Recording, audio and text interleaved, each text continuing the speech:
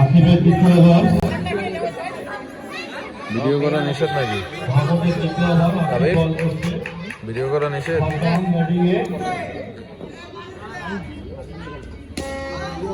সুন্দর শট, আমাদের 4 রান।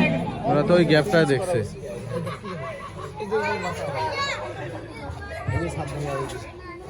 দেখছি একটা খেলা হয়েছে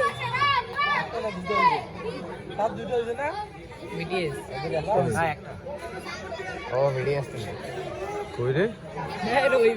ভারতের